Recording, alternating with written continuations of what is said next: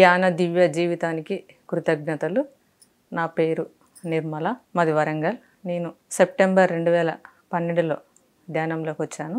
మా సిస్టరు రామ ద్వారా. ఆనాపానసతి నాకు ధ్యానం నేర్పించిన కిషన్ రెడ్డి సార్కు కృతజ్ఞతలు. నాకు అంటే ధ్యానం ఇలా చేయాలని సార్ వాళ్ళు చెప్పారు, అలానే నేను చేశాను. నాకు మామూలుగా హెడ్ఏక్, మైగ్రేన్, సయాటికా ఉండేది. అవి నాకు తెలియకుండానే అవి వెళ్ళిపోయినవి. ఏదో ఆనందము అసలు రెగ్యులర్గా సెంటర్కు మా ఇంటికి ఒక 1.5 కిలోమీటర్ అట్లా ఉంటుంది కావచ్చు. రోజు సాయంత్రం సెంటర్కి వచ్చేదాన్ని. అలా రావడం జరిగింది. చేస్తూ ఉండగా తర్వాత నేను వచ్చినాక ఒక 2 ఇయర్స్కి పెద్ద బాబు రావడం జరిగింది. అయితే నేను వచ్చిన ఇయరే 2012 డిసెంబర్లో ప్రపంచ మహాసభలు కడతాల్కి రావడం జరిగింది.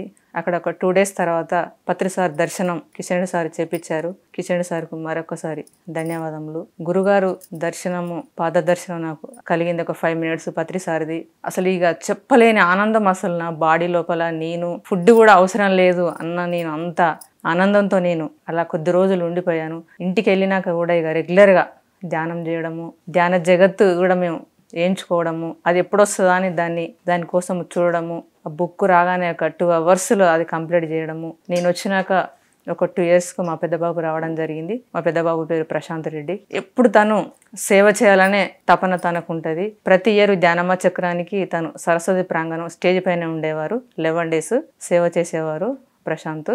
తర్వాత తక్షణమే నేను శాకాహారిగా మారడం జరిగింది. చిన్నప్పుడు మేము తినపోయేదాన్ని, ఎక్కువ తినబుద్ధి కాకపోయేది. మామూలుగా కూరగాయలు తినేవారం. ఎప్పుడైతే నాకు ధ్యానం తెలిసిందో, శాకాహారం గురించి తెలిసిందో, వెంటనే నేను తక్షణమే శాకాహారిగా మారిపోయినా. తర్వాత మా పెద్దబాబు కూడా మారిపోయారు.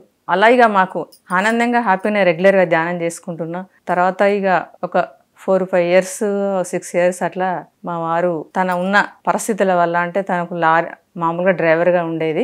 ఆ తర్వాత వెహికల్ అంటే లారీలు కొనడము, అమ్మడము అలా చేశారు. లాస్ట్కి వస్తే అది ఫైనాన్స్లో అది తను కట్టలేక డ్రింక్ చేశారు. రోజు అంటే ఒక 6 months ఇంట్లోనే ఉన్నారు, డ్యూటీకి వెళ్ళకుండా.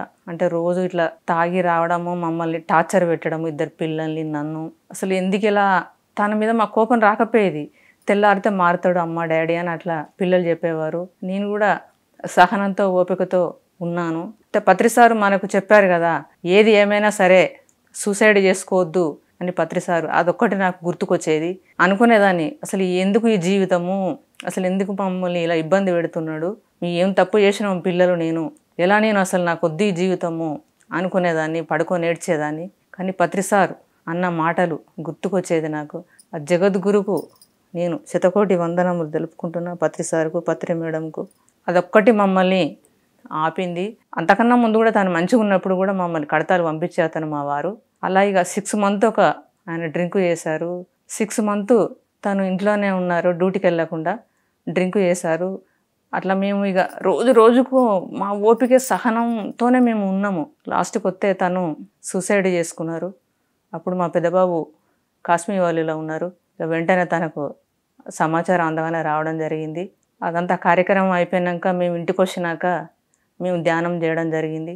పత్రి సార్ని వేడుకున్నాం మేము. ఎందుకంటే పత్రి సార్ చెప్పారు కదా, ఏది ఏమైనా సరే సూసైడ్ చేసుకోవద్దని అన్నారు కదా.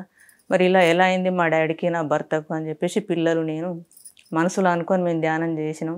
ఎలాగైనా సార్ మీరే మహాదేవులు, సోల్ మీరు పైకి తీసుకెళ్ళాలని చెప్పేసి మా బాబు అన్నాడు. అమ్మ, ఎలాగూ మన డాడీ సోల్ను గురుగారు తీసుకెళ్ళే ఉంటారని మా పెద్దబాబుని చెప్పడం జరిగింది.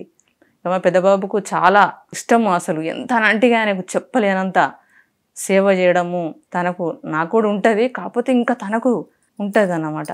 అలా ఇక మేము ప్రతి ఇయర్ కడతాలకు రావడము, ధ్యానమ్మ చక్రానికి అక్కడ మాకు వీలైన రోజులు ఉండడము. ఆ తర్వాత ఇక ప్రతి కొద్ది రోజులు అట్లా ఒక 1 year, 2 years, 3 years అలా ఉన్నాము. తర్వాత 11 days ఉండేది. 2018లో మహిళా ధ్యానమ్మ చక్రం గురుగారు పెట్టారు కదా, అందులో సేవలో పాల్గొన్న నేను. అసలు సేవ మనకు చాలా చాలా గొప్పదని గురుగారు చెప్పారు కదా. అందులో ఎలాగైనా సేవ కావాలని చెప్పేసి డైనింగ్ హాల్కి వెళ్ళి అక్కడ ప్లేట్స్ అవన్నీ ఇవ్వడము జరిగేది. ఎక్కడైనా ప్రోగ్రాం జరిగినా కరపత్రాలు వంచడం కానీ, సేవ చేయడం కానీ. ఇప్పుడు స్కూళ్ళకు వ్యాన్ వెళ్తుంది, వీలైనప్పుడల్లా స్కూళ్ళలో వెళ్ళడం కానీ, పిల్లలకు ధ్యానం చెప్పడం కానీ. ఎందుకంటే పిల్లల ద్వారా పేరెంట్స్కి అందుతుంది కదా, మనం ఎలా ఆనందంగా ఉన్నాము, మనం శాకాహారిగా ఎలా అయినాము, వాళ్ళు కూడా అంత ఆనందంగా సంపూర్ణ ఆరోగ్యంతో ఉండాలి కదా అని ఇక మాకు ఎలా అంటే అసలు ఇక మొత్తం దీంట్లోనే మేము వర్క్ చేయాలి అంటే సాధ్యమైనంత మట్టుకు భౌతికంగా. ఎందుకంటే గురుగారు మధ్య మార్గం అన్నారు కదా పత్రి సారు, 50-50.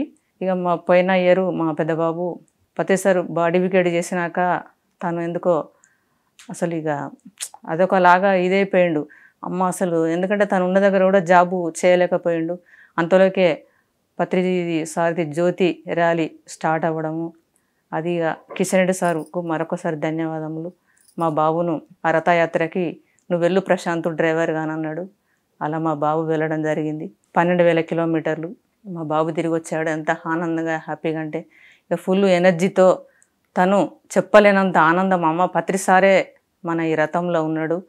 ఒక్కొక్కరు అసలు ఆ జ్యోతి యాత్రకి వాళ్ళ ఆనంద బాష్పాలు, వాళ్ళ ఆనందం అదంతా చూస్తా అంటే అసలు ఇక ఇంతకన్నా ఇంకేవాళ్ళమ్మ మన జీవితానికి సాలు. మనం ఎన్నో జన్మల పుణ్యఫలం మనకి ఈ జన్మలో ఈ ధ్యానం అనేది మనకు దొరికింది. గురుగారు మనకు పత్రి సార్ దొరికిండు అని చెప్పేసి మేము ఇంట్లోనే ఎప్పుడు సజ్జన సాంగత్యం మాట్లాడుకుంటూ ఉంటాం. ఎక్కడైనా గురుగారు వస్తున్నారంటే పరుగులు తీసేవాళ్ళము. అలా ఇక మేము ప్రతి ఒక్కటి కూడా చక్కగా వీలైనంత మేము ఎరకతో ఎవరన్నా ఏమన్నా మనల్ని చిన్నగా ఏమన్నా మాట అన్నా పర్వాలేదులే అని చెప్పేసి పనుల మాకు మేమే ఇదిగా సమర్థించుకొని ఉండేవాళ్ళము. అనని ఓకేలే మన మంచి కోసమే, దాని నుండి మనం ఏదన్నా ఒక పాఠం నేర్చుకోవాలి అని అనుకునే వాళ్ళము. మా సాధ్యమైనంత సేవ చేయడము, పిరమిడ్ నిర్మాణం కోసము మా శాయశక్తుల మా దగ్గర ఉన్నంత ఎంతో ధన రూపకం కానీ శాయశక్తుల పిరమిడ్ నిర్మాణాల కోసము ఎంతో కొంత మేము ఇస్తూ ఉంటాము.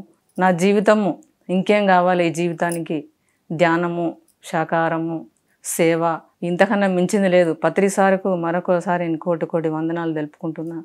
తను ఈ జన్మలో మాకు దొరికిండంటే ఎన్నో జన్మల పుణ్యఫలము పత్రి సార్ మాకు దొరకడము. ఈ ధ్యానము మాకు అంది ఉండకుంటే మాత్రము పిల్లలు నేను ఇప్పుడు ఇలా నేను పిఎంసి ఛానల్ ముందు మాట్లాడే అతను కాను. మరొకసారి పిఎంసి ఛానల్కు కృతజ్ఞతలు. ఈ అవకాశం ఇచ్చినందుకు థ్యాంక్ యూ. పత్రి సార్కి శతకోటి వందనములు.